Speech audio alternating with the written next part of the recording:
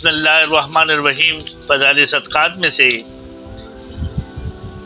قرآن پاک کی آیات ہے جس کا ترجمہ ہے، اور جو لوگ اللہ کی راہ میں دیتے ہیں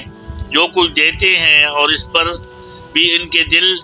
اس سے ڈرتے رہتے ہیں کہ اللہ کے پاس جانے والے ہیں، یہی لوگ ہیں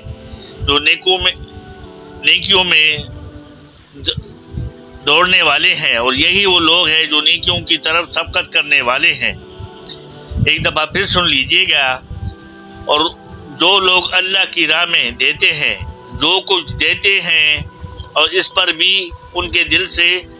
ڈرتے رہتے ہیں کہ وہ اللہ کے پاس جانے والے ہیں، یہی لوگ ہیں جو نیکیوں میں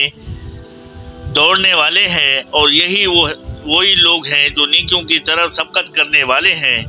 فائدے میں سے لکھتے یعنی باوجود اللہ کی راہ میں خرچ کرنے کے اس سے ڈرتے رہتے ہیں کہ دیکھیے اللہ جل شانہ کہ یہاں ان نیکیوں کا کیا حشر ہو، قبول ہوتی ہے یا نہیں۔ حق تعالی شانہ کی غایت عظمت اور علوم مرتبہ کی وجہ سے ہے، جو شخص جتنا اونچا مرتبہ کا ہوتا ہے اتنا اس کا خوف غالب ہوتا ہے، بالخصوص اس شخص کے لیے جس کے دل میں واقعی عظمت ہو، نیز وہ اس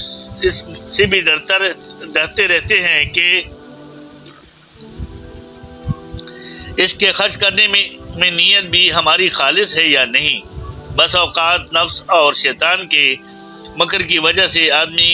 کسی چیز کو نیکی سمجھتا رہتا ہے اور نیکی نہیں ہوتی، جیسا کہ سورہ کہف کے آخری رکوع میں ارشاد ہے، آپ کہہ دیجئے کہ ہم تم کو ایسے آدمی بتائیں جو اعمال کے اعتبار سے سب سے زیادہ خسارے والے ہیں، اور یہ وہ لوگ ہیں جن کی کوششیں دنیا میں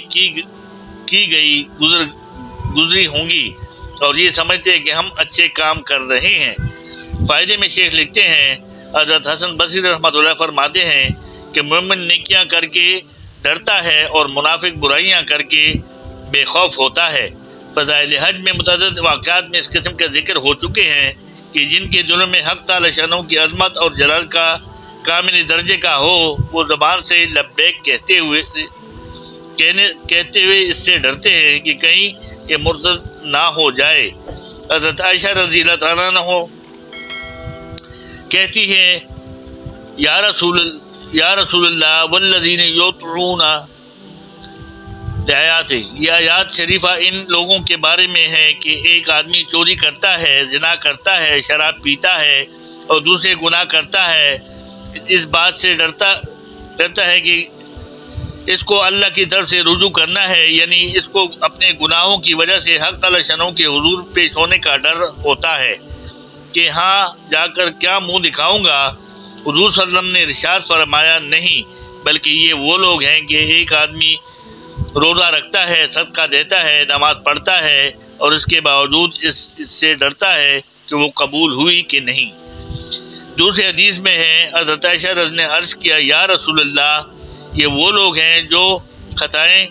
کرتے ہیں، گناہ کرتے ہیں اور ڈرتے ہیں۔ حضور صلی اللہ علیہ وسلم نے ارشاد فرمایا، نہیں بلکہ وہ لوگ ہیں جو نمازیں پڑھتے ہیں، روزے رکھتے ہیں، صدقے دیتے ہیں اور ان کے دل ڈرتے رہتے ہیں۔ حضرت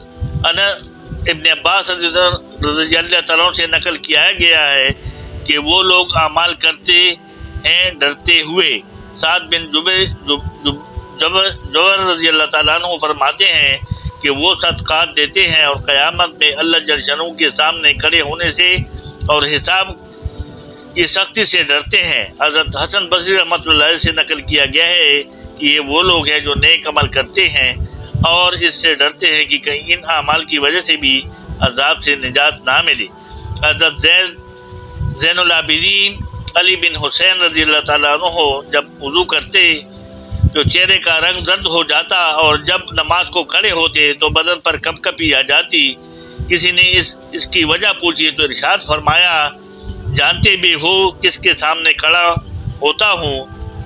فضائل نماز میں متعدد واقعات اس قسم کے گزر گئے ہیں کہ حکایت صحابہ کا ایک باب مستقل اللہ جل شانہ سے ڈرنے والوں کے بیان میں ہے۔ میرے دوستو بزرگوں، یہ بات ہمارے سامنے آ گئی کہ جو عمل بھی ہم نیک کریں چاہے وہ صدقہ ہو، روزہ ہو، نماز ہو، جو بھی نیک عمل کرے ڈرتے ڈرتے کرے، کہ ایسا نہ ہو کہ یہ عمل میں ہماری ریاکاری شامل ہو، ہماری نیت میں فتور آ جائے اور وہ ہماری پکڑ کا باعث ہو۔ صحابہ اکرام کی واقعات آپ کے سامنے میں نے جو عرض کیے ہیں، دیکھو کتنے یعنی بخشے بخشائے لوگ تھے، لیکن پھر بھی جو عمل کرتے تھے ڈرتے تھے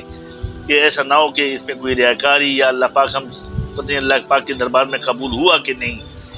تو ہمیں بھی جو ہم نیک عمل کرے وہ اللہ پاک سے اس کے لیے دعا کرے کہ یا اللہ اس میں اگر کوئی ریاکاری مجھ سے ہو گئی، کوئی خطا گناہ ہو گیا ہو تو اس کو معاف فرما اور میری یہ کوشش اپنے دربار میں قبول فرما،